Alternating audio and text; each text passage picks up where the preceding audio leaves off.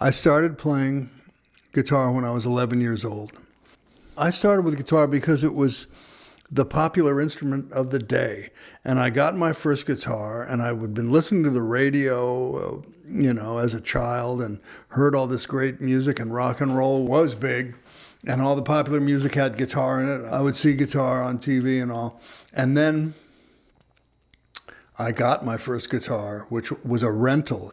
I played it for like a week trying to learn some chords. I was hurting my fingers, and it was hard. And then I said, Mom, I didn't tell you this, but what I really want to play is the drums. And she said, I don't care. We rented the guitar for 3 months. We paid for it. You're going to play guitar or nothing. So I kept playing. The Beatles in 1964 came on television in America on the Ed Sullivan Show. And it's like every kid in America watched that. It blew my mind, and I had my guitar in my hands as I was watching them on TV, play their hits.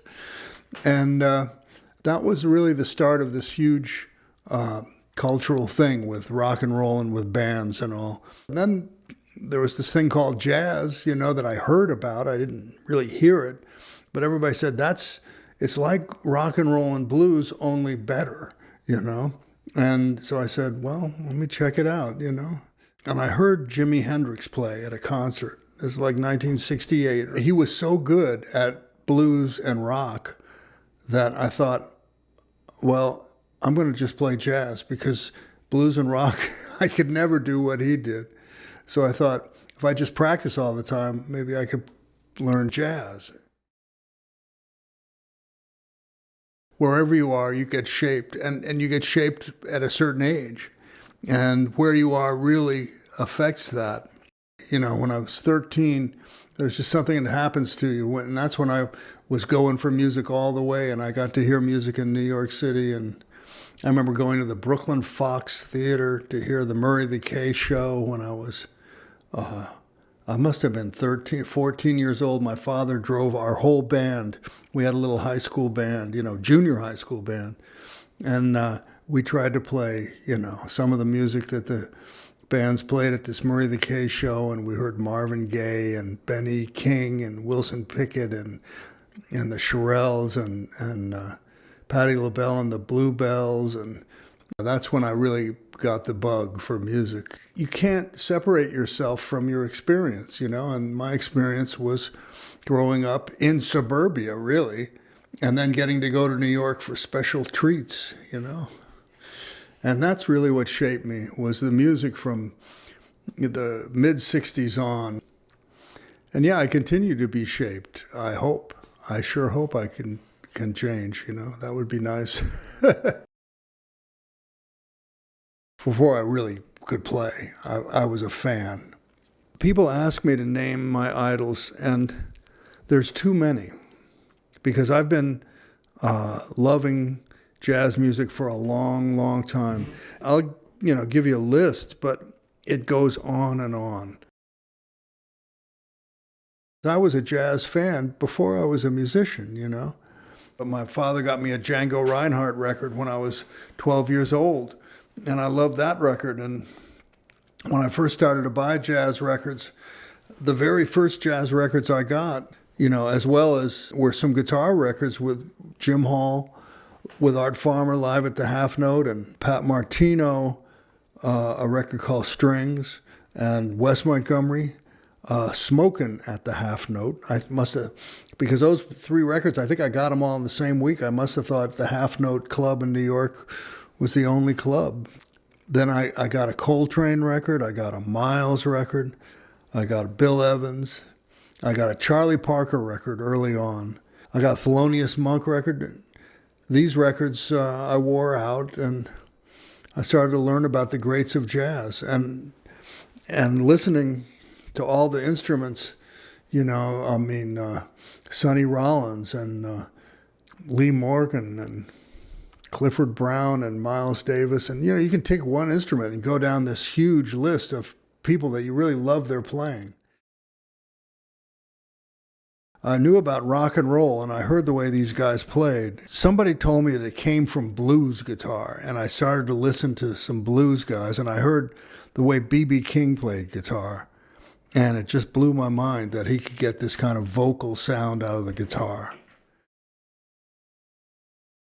I remember when I was getting interested in music, and I used to take the train into the city, and I would walk around right near where the Blue Note is today. It wasn't there then, but this was in the 60s, and I just loved Greenwich Village especially, and walking around and going to the different clubs and shops and all, in the city. I loved it, and I used to take the train in with my friends and sometimes just by myself and walk around, because it was only an hour from my home to Manhattan. And I would go to 48th Street and look at guitars, and I would go to the clubs, because you could get in back then, even if you were underage. And I heard a lot of great music. And I started to go to jazz clubs too. I went to the Village Vanguard and the Village Gate and Slugs on the Lower East Side and heard jazz. And I went to the Fillmore East and heard rock and roll, and I heard blues. B.B. King had a club on 8th Street for a minute called Generation that Jimi Hendrix owned. I went there. And I went to a great club called the Cafe Go-Go on Bleecker Street, and they had a lot of blues. Muddy Waters, Howlin' Wolf, Jimmy Reed, B.B. King, Albert King at the Fillmore. That was great. In the Village, yeah, that's my old neighborhood, the West Village. I was always drawn there, and so was all of youth culture in the 60s. The West Village was the hub of the music scene, and New York was really the center of so much. New York for me, from like age 12 on, was just this mecca. I went up to Boston for a while and went to Berklee School of Music, and then I moved to New York City. So in November of 1974, I came to New York, and then stayed there until we moved back to the suburbs where I'm from in 1994. I've walked around these streets certainly my whole adolescent and adult life. I've hung out in these neighborhoods, and a lot of the great music that I've heard, a lot of the great musicians that I've known, a lot of the great music that I've gotten to play has been in Lower Manhattan. And I have a lot of memories here. And I lived here with my wife, Susan, and we started our family on Bethune Street in a place called West Beth. And we lived here. I met Susan, and we moved in together in 1977, and we left in 1994. So we were there for years in the Village, and my children were born there, and my son Evan was 6, and my daughter Jean was 12 when we left and came up to Katonah. I lived in a great building where a lot of musicians lived. Gil Evans, Billy Harper, Peter Warren, Chuck Israels, Freddie Waits. A lot of great jazz musicians lived in the same building. So it was wonderful, and I had a place to rehearse in the basement and walk the streets of Greenwich Village, be a night owl and hang out in the clubs. When I started out, in order to be a jazz musician, you had to be in New York. I mean, you could be other places, but you would always think, oh, I wish I could get to New York, because New York was the jazz center, and I think it still is. I mean, you can play jazz anywhere, and people play it in Berlin and in Tokyo and in Los Angeles and in Mumbai, for all I know. New York is where people come from all over the world to play jazz. Young musicians move there, so they're all hanging out waiting to make it, and meeting each other and playing jam sessions and playing in the clubs when they can get that. And there are more jazz clubs in New York than anywhere else still.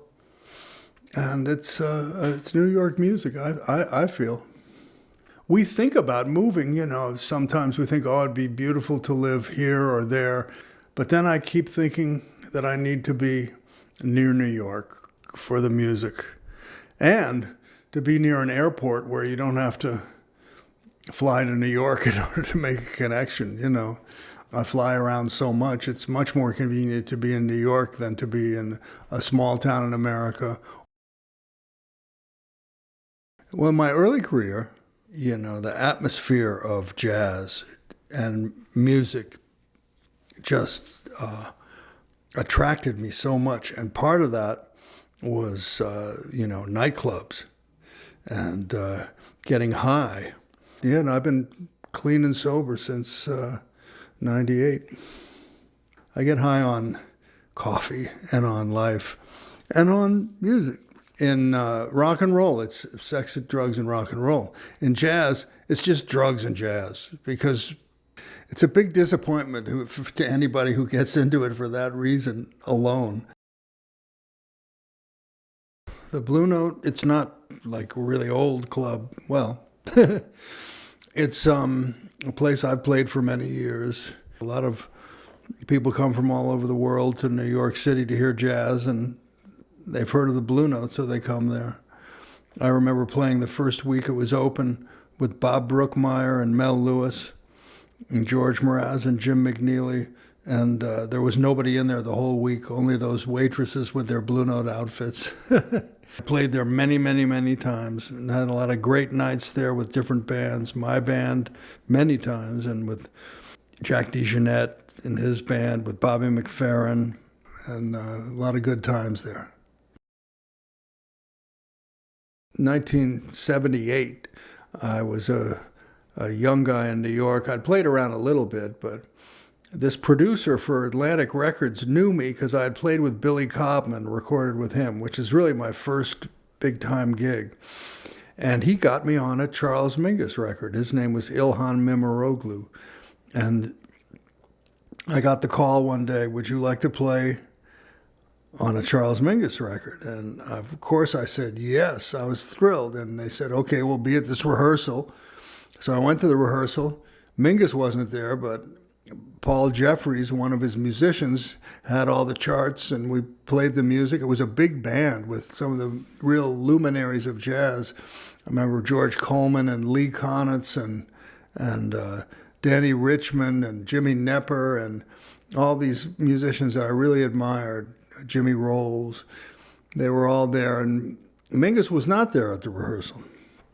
So then we all met at Atlantic Studios the next day, I guess, and it was the famous 1860 Broadway, which had been the address I'd seen all my life looking at Atlantic Records. It was that studio, and I was excited to be there. And I went in, and all those musicians were there, and I just set up my guitar. There were other guitar players, too. Larry Coryell and Philip Catherine were there. And Mingus was over in the corner. There he was with his bass, tuning up his bass. And then Mingus said, okay, we start. I hadn't said a word to him, and they passed out the music, and we started to play the charts. So we played the first tune, and then we played it again. And then Mingus said, okay, let's move on. And we went through all the 6 songs or whatever it was. And in like 4 hours, we were done. And then we didn't take a break or anything during that time. And then Mingus said, okay. And everybody went in the control room to listen to the music we had recorded.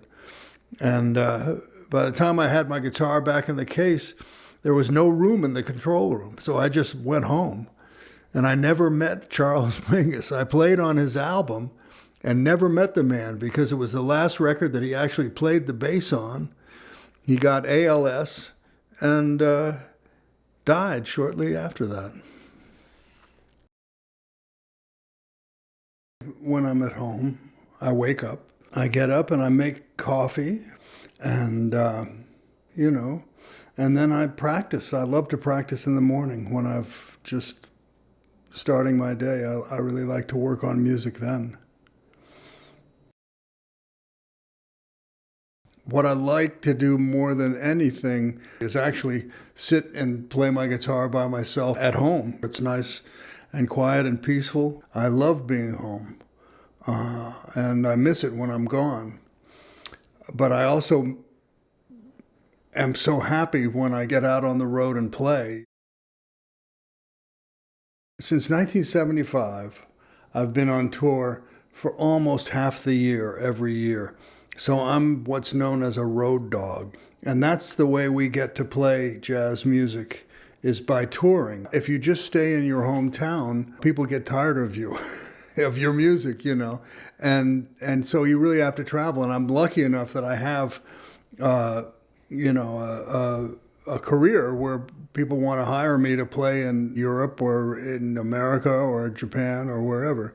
I love that, you know. I love performing and playing the music with great musicians in concert, you know, and in clubs. But I love to be home. But that's a really tough travel schedule sometimes, you know. So that part I don't like. They say we're paid to travel, really. We would play for free. So that's what home is, my family. That's what it means. It's Susan and my daughter Jean and my son Evan, who's no longer with us. You know, he died 7 years ago. And it's my grandchildren, Willa and Felix. And in this nice little town.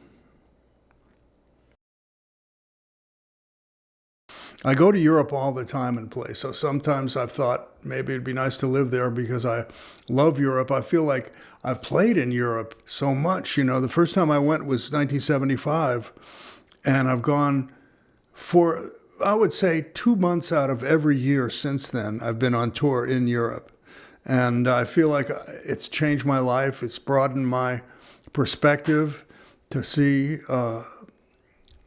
those societies, you know, and to I feel at home in Europe, actually.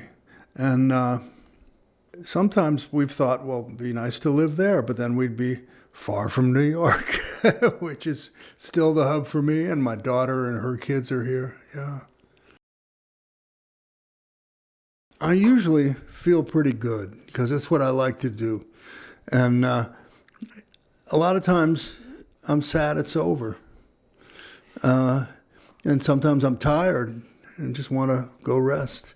But usually I feel like, well, we've done our job for the day, now we can relax. I like it. I like to meet people after the show and say hello. Some people don't like that. I like it. I like to meet the audience. Well, humanity's not always, you know, you don't always relate to some people. Some people, you know, just want to, if they're a fan, you know, they might want to just tell you about the last time they heard you or the first time they heard you, which is not really news to the artist. But I found myself, like when I would meet somebody who I'd heard when I was really young, it's like I have to tell them, I heard you in 1969 at this club somewhere. And they're always look at me like, oh, good, okay. It means nothing to them, you know. They don't say, oh, my God, that's so great. I remember that. For me, it was a big thing because it was the one time I heard that person. And sometimes when people do that to you, it's not, you know, it's a little boring. But if it was a big thing to them, that's a wonderful thing. That's why you're still able to play and to perform, because it meant something to somebody. When I look out at my audience, unfortunately, I see mostly guys. Most of the women I've met kind of like singer-songwriters. You know, they're not really into bebop and long solos. So when I look out at the audience, mostly old baby boomer guys like myself, you know, gray ponytails, a lot of them. And sometimes their wives come with them, and sometimes the wives look like, oh, I'm doing this for my husband, you know. I wish I was home.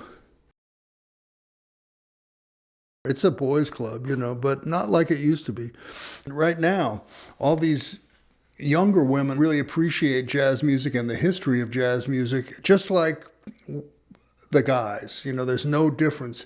And so there are more young women musicians who like jazz.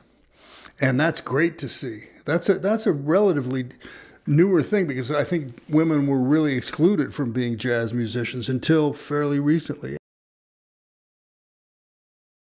The jazz musician is a voice, you know, and you change your voice a little bit by approaching the instrument differently.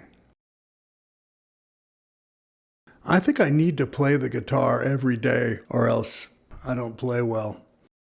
Sometimes I don't warm up, I just pick up the guitar and it's okay. Sometimes I don't warm up and I pick up the guitar and it's not okay. So I have to warm up. I have to play the instrument for a minute. The first few songs to the show are really different from the songs an hour later, you know, the way you're playing. You warm up and you just get better as the set goes on. Sometimes that's not the case, you know. Sometimes you're amazing at the beginning and then by the end you're fading, you know. In my 20s, I needed money, so I would give guitar lessons. But I really didn't want to give guitar lessons. I just needed money. And my students suffered from that because basically I just jammed with them because I wanted to play, you know. Now I teach some at NYU, and they've been very nice to me there and allowed me to have a really flexible schedule because I travel on the road so much. But NYU lets me pretty much set my own schedule, and I come in. Sometimes I take a semester off, sometimes I'm there, and then when I am there, I'm there 7 times in the semester. That's all. If I don't have to teach that often, I really enjoy the interaction with people. It doesn't matter how many lessons you have, how many courses you take, how many YouTube videos you watch. You have to put in the time. You just have to practice. And if you practice enough, the mysteries of music will be unveiled for you. But if you don't practice and put in the hours, it's not going to happen. You try to understand the geometry of music, you know, the theory, music theory. You try to understand that and you learn about that. You play your instrument a lot, and that's essential. And who was it? Malcolm Gladwell said you have to put in 10,000 hours on anything to become really good at it. And then all of a sudden you know about music and you don't even know how you got there. The theoretical aspects of music are not damaging to the music. And I think this is a misconception because, you know, music and the 12 notes that we talk about in music and diatonic harmony, it's not that much to understand, you know.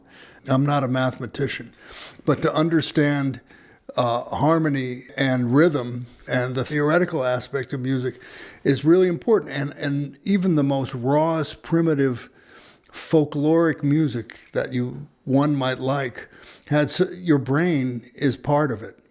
You know, your brain says, oh, this is an E chord, and you've learned it. You've actually had a hard time playing that E chord for a minute, and then you learned where to put your fingers, and your muscle memory was there, and then you didn't have to think about it. And that's true with complex music as well. You just have to put in the time. If somebody plays as if they're thinking theoretically, then it's not going to be good. But if you want to play something different than what you're playing right now, it'll really help you to think theoretically about music in order to find some other stuff.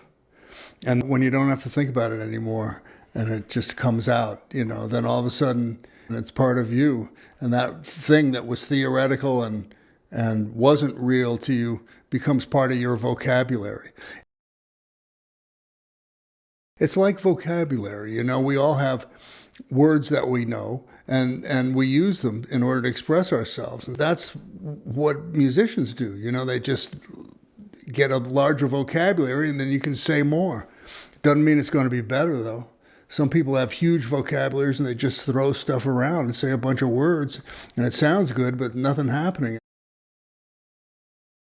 It's an extension of your body. I mean, it certainly feels natural to play my instrument now because I've played it for so long, and my muscles remember how to play it, you know. Well, I'm sure there are people that don't have an affinity for music that can't learn music, but most people who love music have a feel for it, you know. And you work on it. It's not just there. I know people that are more talented than me with perfect pitch and incredible physical ability on their instrument that could never get it happening because they didn't somehow care. I've met a few. There are just a very few people that are just where it's easy for them to play their instrument. I've had to really work at it. I'm not particularly coordinated, and I don't have perfect pitch. But I always just wanted it so much that I worked on it. And luckily, I've got enough brains and just enough talent to put something together. But the desire is really important. The love and the desire to really work on it. And to go through painful things where you don't do what you want. You can't do what you want to do in the music, And to not give up and to stick to it. It's probably like everything else in life, You get the results if you put in the effort.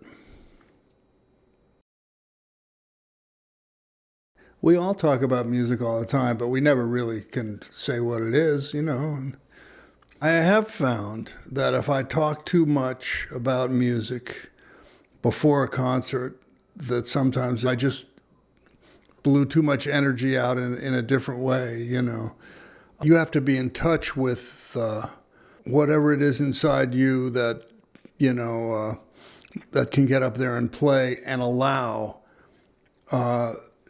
good, spontaneous things to happen. I've had good playing nights where it really came together when I was completely tired, when I'd talked too much or talked too little, had not slept enough, had traveled all day, and the gig was great. And then I've had other days where I was really in touch with creativity and I felt spiritual, and I took a walk on the beach and I was perfectly rested, but I couldn't play shit that night, And I never know what's going to happen. You just got to be there in case it happens, in case the music comes through you, which hopefully it will. Usually something happens. It might not be the whole night. It might be a few minutes of good stuff, Some other stuff you're just going through the motions. That happens too. There's a million YouTubes that say that you can play like this guy if you follow my instructions, and I've never been able to get anything like that to work because I want to play like a lot of other people too. I want to learn more, and I have favorite musicians that I like what they do. And sometimes you will look at a YouTube and you'll get some knowledge, But I don't count on any method to show me how to play anymore. I have to just sample a little bit of this method, a little bit of that method, and you might get something out of it though, But the ones that are about me, yeah, I look at those and I think, God, that's not me. I don't learn anything about myself from that. I always think that's what that guy thinks I sound like. Even when he's like playing some transcription of my solo or whatever, I think, why did he use that part? That's like the worst part. Or so. I remember when I was young, very young, teenager and stuff, I had to force myself to practice. I would get bored. Now it's maybe my favorite part of the day. I would like to hope I'm playing less notes, but saying more with them and playing more lyrically. But I think I've been hoping that for a long time. I hope I play better than I did in, 30 years ago. I don't go back and listen to my old stuff very often. I think I've gotten better, or maybe I'm just fooling myself, but I'm getting a little better at the whole strategy of playing, When you make a record, you got to choose which take to use, which song to use. So you really listen way too much until you're sick of the song, And then after that, I got to stop listening to it. I can't hear it. I'm too critical. Once in a while, you'll hear a record you made 20 years ago on the radio or something. And sometimes you'll think, God, it was okay. It sounded pretty good. I guess that's dangerous. I was told that Zoot Sims, the great saxophonist, didn't own one of his own records. And I have all these CDs of mine, but I certainly don't play them. I just keep them because I figure if I don't have them, nobody's going to have them, you know. You know, so much of it is the people that I'm playing with, you know, because I think of them, the music we made together. And I'll think of a time. I only write with a deadline.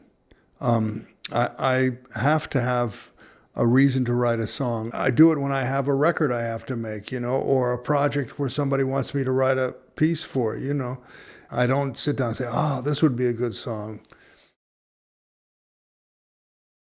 In order to get one song that is acceptable, I have to probably write 2 bad ones, you know, to get to that third one that's okay.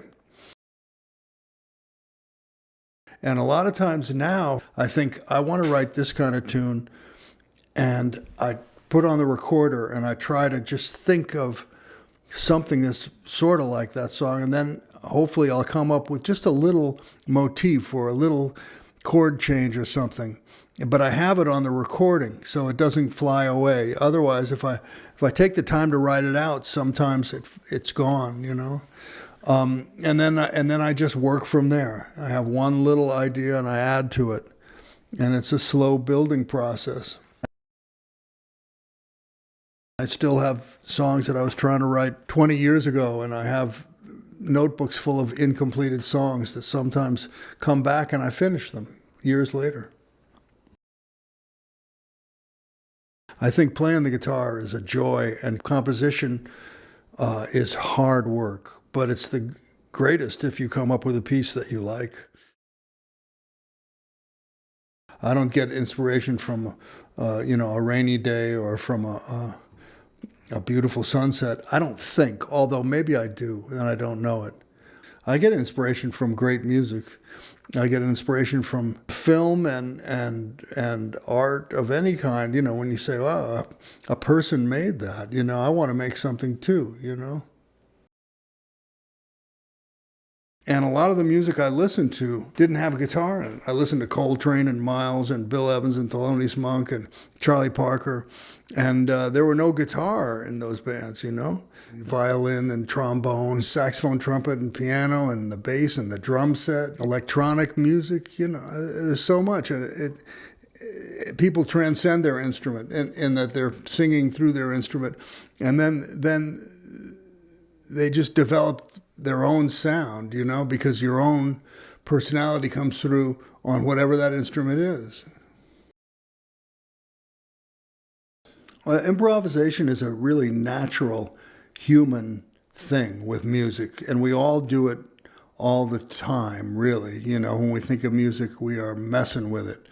And there would be no improvisation if there weren't songs to sing, you know? So the compositions are music, and the compositions are meant to be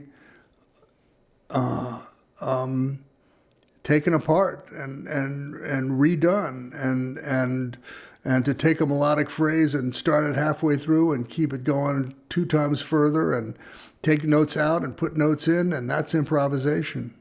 And they go hand in hand, composition and improvisation.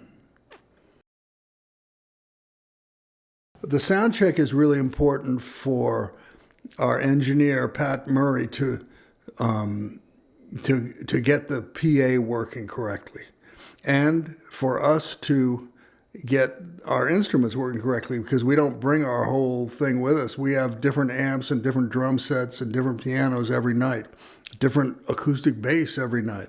So we have to get the instruments going, and then we like to play. That's where we get in the mood. Yeah, sometimes we rehearse a little bit, sometimes we jam, sometimes we try different stuff out.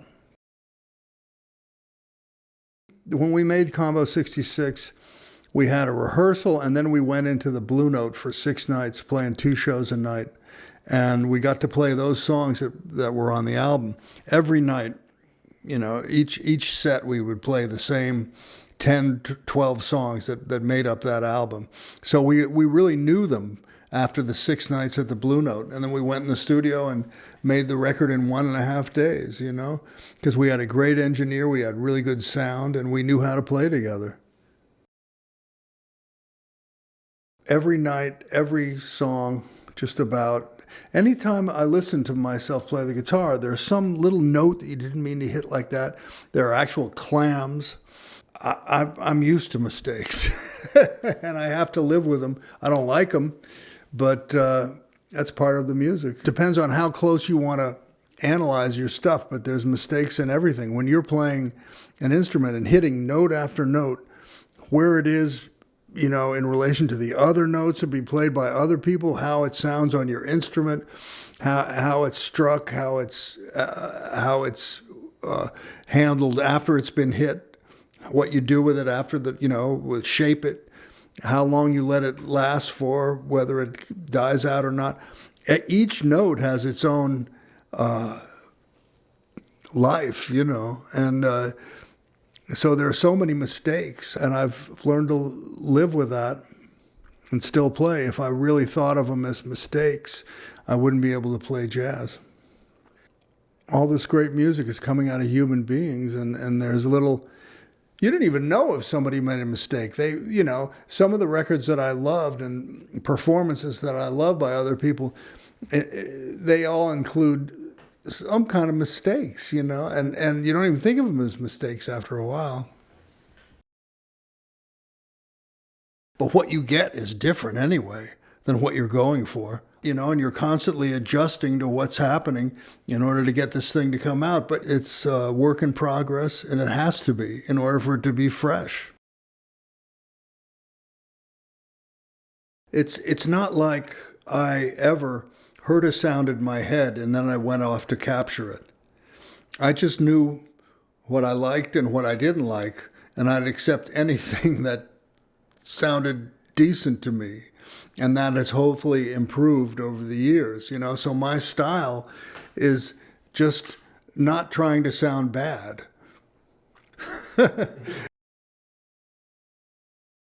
But I always knew that in jazz, you were supposed to have your own voice. And that's what I loved about the music, was that it allowed and encouraged you to have your own voice.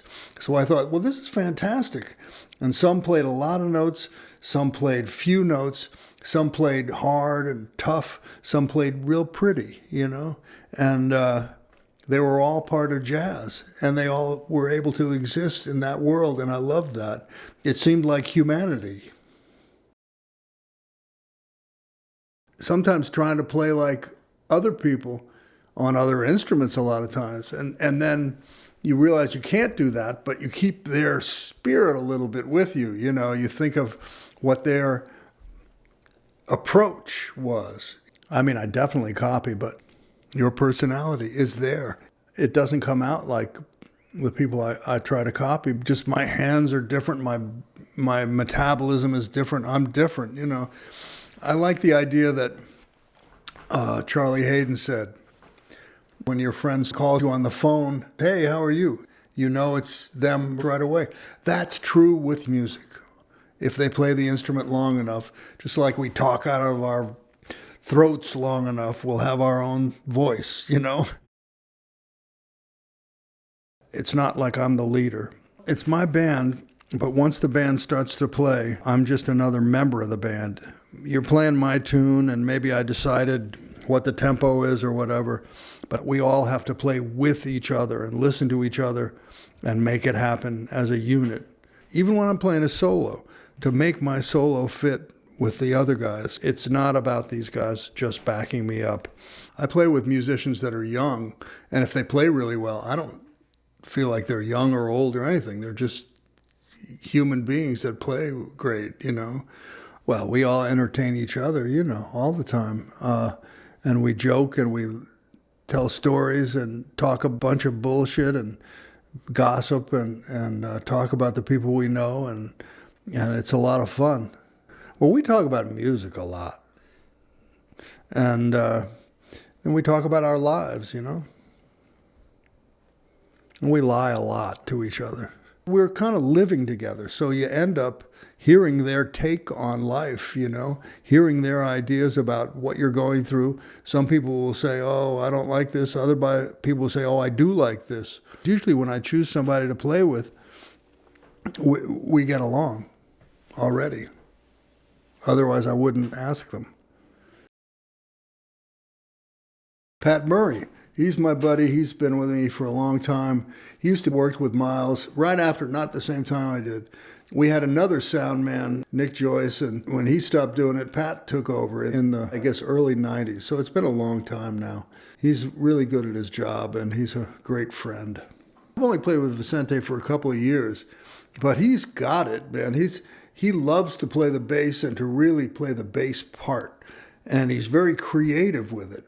And he gets a great sound, and his groove, his swing, and his beat is super. So it's so much fun to play with. And he takes great solos, and he's a fun, wonderful person on the road with a great attitude. Gerald Clayton, I've been aware of Gerald since he was born because I'm friends with his father, John Clayton. When I wanted to get a keyboard player for Combo 66, I asked Bill Stewart, who should I get? And he said, why don't you try Gerald? I didn't know he was that good. He's one of the best piano players I ever played with. I've played with Bill close to 30 years now, and he's been on most of my projects. He's a superior musician. Music comes fairly easily to Bill. He's a great jazz improviser. He accompanies and comps and plays counterpoint to what you're playing. His solos sometimes are the best solos of the night and the most musical. On the drums, he kicks our ass and gives us this kind of push, this snap that makes the music come alive. I'm lucky to play with these guys because these guys, each one of them plays as good as I do, if not better. Let me tell you, that's what I feel about them as musicians. I put that combo together when I was 66, and I said, well, this is my 66th year music, And also, I like the sound 66. When I was a kid, I used to like the song Route 66, and there's this place, Route 66.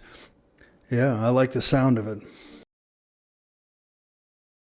If somebody has a style, and when you play with them, your styles match, and all of a sudden you're making music together, that is such a beautiful and cherished thing that you'll get along. You might be really different kinds of people, but you're going to try and make it work out because the music is happening. When I'm on the road, I have to make sure that everything works out okay. And I'm lucky I have Pat Murray, who's the road manager. And Pat takes care of the travel and making sure we get there on time. I have to make sure that, their check clears, but my wife, Susan, takes care of that.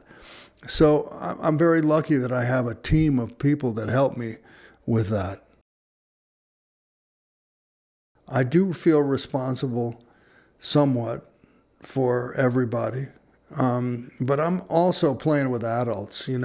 These are all people who are road dogs like myself, and they're used to being out there and they know how to do it and they can take care of themselves.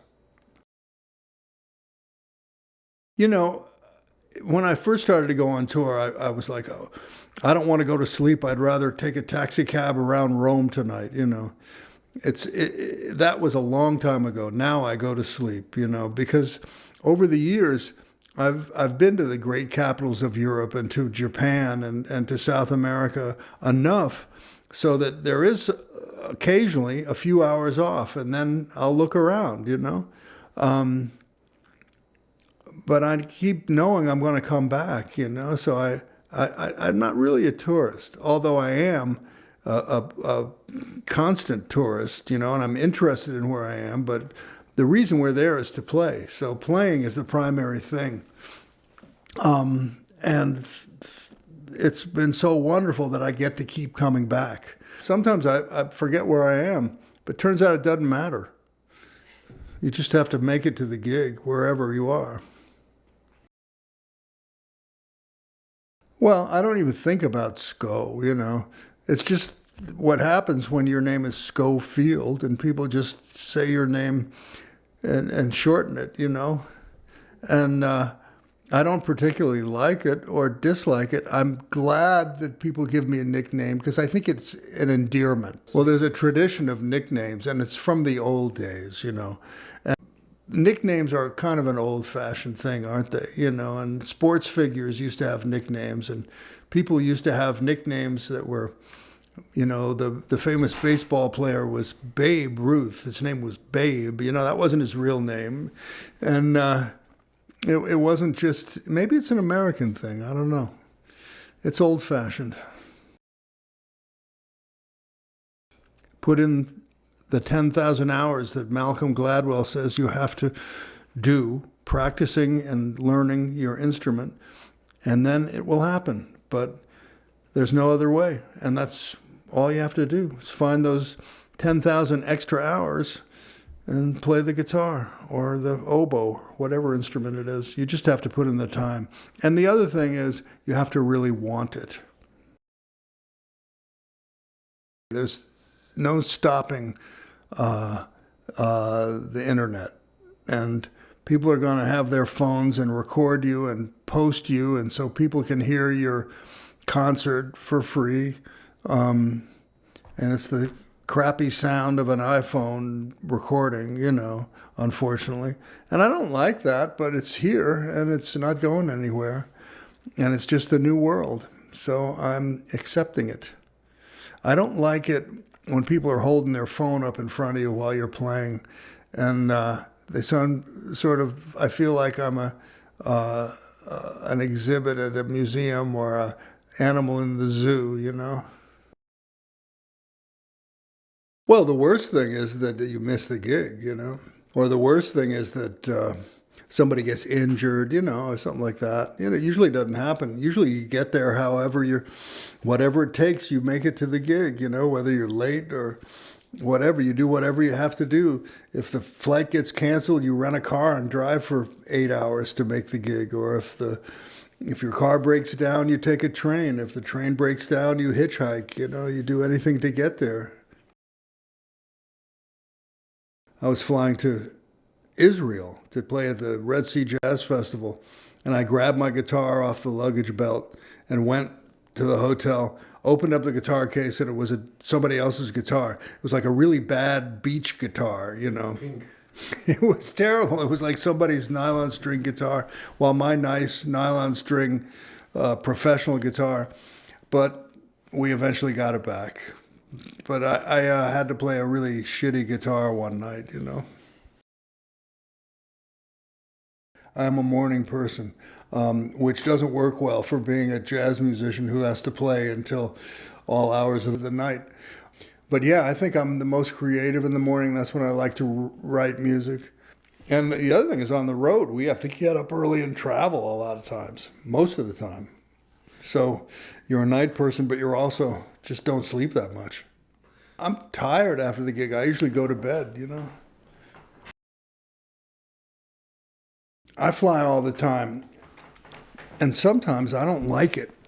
But somehow when I can look out the window and see the ground and see the clouds right next to me, I don't mind it. But when you're stuck in the clouds and it's turbulent, I don't like that. But I have no choice. I must fly, and I do a lot. And it's not any good way to travel. I think being a leader has helped me become a good side man, because I still get opportunities to play with other people on recordings and stuff where I'm not the leader. They love the hell out of me. I don't know. Sometimes I wonder, what do they think about me? No, but these guys are my friends, you know, and they've seen me up, they've seen me down. They've seen the bad parts as well as the good parts, you know.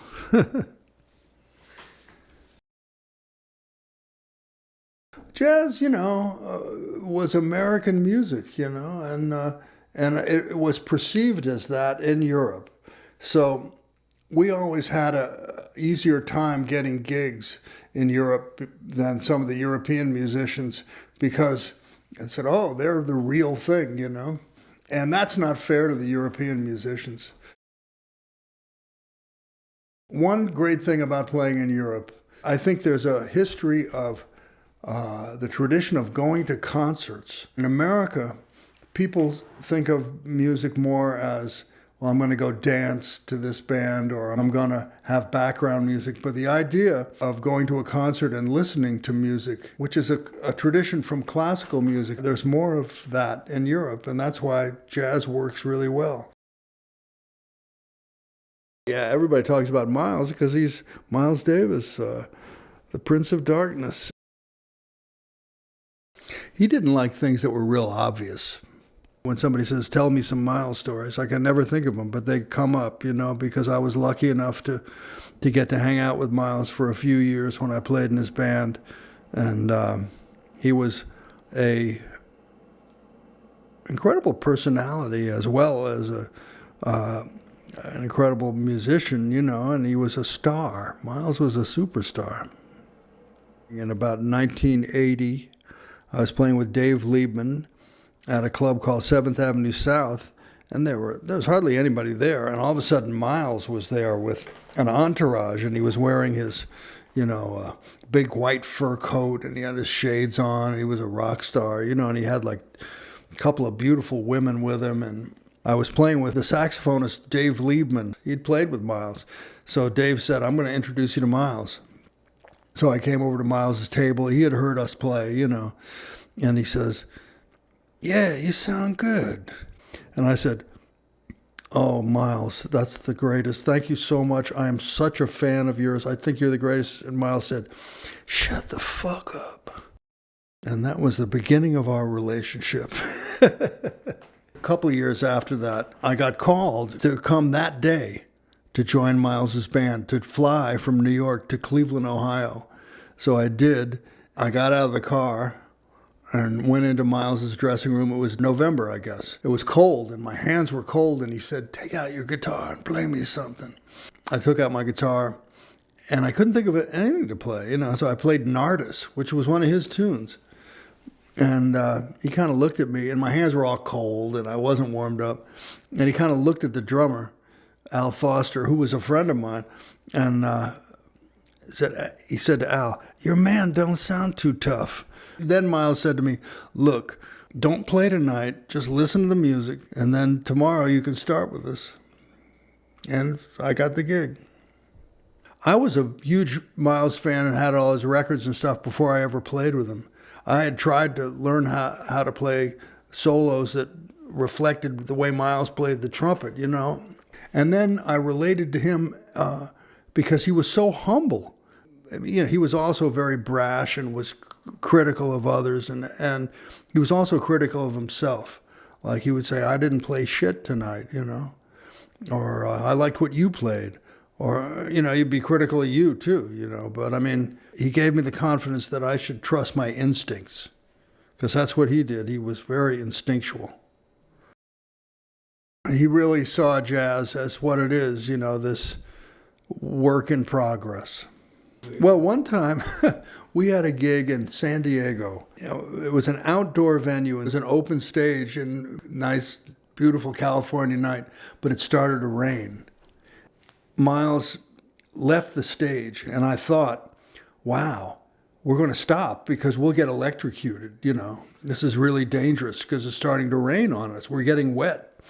I'm playing electric guitar in the rain. This is crazy. And then instead of stopping the concert, Miles came out with the slickest raincoat I've ever seen. It was a black, shiny black raincoat. And he played the rest of the tune. I thought, oh my God, we're going to die. Miles would be rough on you. And then the next day, he would be so complimentary that your head would swell and you'd be on cloud nine because the great Miles Davis said you were good, He would give you a little and then he would take it away. Miles was really funny.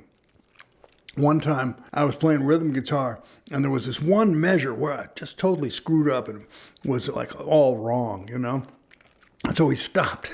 We were listening to the playback. He stopped the tape and he said, everybody, come on, listen to John. And he went back to this spot where I had messed up, and he goes, "Turn the guitar up," and he made everybody listen to me screw up, And that was kind of mean, Miles, but pretty funny too. This is a very special place, the Musical Instrument Museum, and there's, as far as I know, no other museum like this that I've ever seen, and it's amazing exhibit that's divided up geographically. So you see the music from the different countries in Africa. Each one has a video, and you can listen on your headset to the music, which changes as you walk around the museum. And it's a wonderful museum. It's so interesting, and I love playing there. I played there maybe 4 times, and I think they should have a big John Scofield exhibit there. All you need is a good instrument that works, and there's so many great guitars out there, but the kind of guitar you play doesn't matter. It's interesting to try all these different kinds of guitars and fun, but what matters is the sound that you get with your fingers, because what you're really doing is playing a string and getting a sound out of that string. And then you just need an instrument that works properly, and you plug in and you have it going through the amp, so you have to work with the amp to get that to work. If I have the wrong kind of amp, it really hangs me up, and what you have to do is spend a lot of time with your instrument, with your one instrument. That's kind of a jazz thing, I think. The great jazz guitarists like Jim Hall and Wes Montgomery, they played one guitar pretty much. They didn't bring 12 guitars with them. They had one instrument, and they knew how that instrument worked so well that they were able to use it all night, That's an Ibanez AS200 from 1986. And I had a Gibson guitar, which was very similar to that Ibanez guitar. And in 1981, I was in Japan on tour, and my Gibson, the neck warped on my guitar, and it was kind of crooked. It was hard to play. And in those days, I didn't know how to do the neck adjustment, truss rod adjustment. And it just so happens that the people from Ibanez came to a show and said, "You want to try our guitar?" And they gave me an AS200. It's not the black one. It's a sunburst one that I also play a lot still. And I started to play that, and I liked it a lot. And they're really good guitars. The Ibanez is a great guitar. And now I've been playing the black one, is from 1986. And I've been playing that and the sunburst one since then. And I haven't really used my Gibson much since then. Guitar was nothing in the 1800s, It was not popular at all. And it didn't mean the same thing. But now it's the symbol of rock and roll, is what it is. To politicize it is totally on each person. They can do that if they want. When you actually play an instrument, it becomes something else. It's no longer what the public thinks about it. If they see guitar as like a phallic symbol or whatever, or these people play, guitar, rock guitar, the air guitar, that whole thing, that does nothing for me because I actually play guitar. I'm not. So when I go to play guitar, I'm not thinking I want to be like some cool guy that I saw on TV. It's way, way different from that. It might have been like that when I was 12, But as soon as you actually learn to play the guitar, you are faced with a whole other set of challenges that take away any of the surface thing of being a symbol of the revolution of the hippies in the 60s or whatever, Music is a very powerful thing. When you look at the Rolling Stone 100 best guitar players in the world, my idols, a bunch of them aren't there. There's so many kinds of music that guitar is the king of. Guitar is the king of country music, Hawaiian music, blues, and rock and roll and surf. And there's Indian music on the guitar that doesn't sound like a guitar. All kinds of oud-like sounds and stuff that people can find on the guitar that are really Eastern. It's huge what the guitar does. I think you can keep getting better for a long time. I certainly am more relaxed than I was when I was younger, when I'm performing and about playing music, and I enjoy it more. That's the pro. The con about getting older is you're getting older. I have some great hearing aids, though. I've been playing loud guitar, since 1965. And I never wore any ear protection. I didn't know anybody who did. Why would you want to do that? And then I tried wearing earplugs, but I couldn't hear the music as well. And that was the most important thing. And I've damaged my hearing, I guess, from playing funky jazz rock fusion. I'm 60, almost 68, and I hope my ears hang in as long as my hands do. Then I'll be okay. Then there's a problem of having your brain slow down, and I don't know. I know I have a hard time remembering this guy's name or, this city or whatever, word recall. But that hasn't affected the music yet, I don't think. It might be a little harder to learn tunes. So I might be a little slower that way. But I'm okay. I'm probably playing better, though. I hope. I feel so lucky that I've gotten to play with so many great players in my life, and I've learned so much from my fellow musicians. I've learned everything from them. And there's nothing like getting to play with somebody that you love their music and you get to play with them night after night and learn from them and learn with them and grow together. They're my best friends, the people I play with. Success in music means you're able to make a living from it, so you have to be well known in your field, I mean, I'm not famous. I can walk down the street and nobody knows who I am. Once in a blue moon, somebody will come up to me and say, "Are you John Scofield?" And I say, "Yeah, what do you play?" And they say, "Oh, well, I'm a bass player." It's only musicians. But yeah, you have to have a reputation to get hired, so it's part of the job. And everybody likes to be recognized, don't we, for something? Luck is important, I guess. But, you have to know what to do with a good situation. If you have a lucky break, you have to be able to use it. You can't. So many people self-destruct because of their personal defects. I feel like I've been lucky. I've been in the right place at the right time. And I've also made good use of the luck that was handed to me,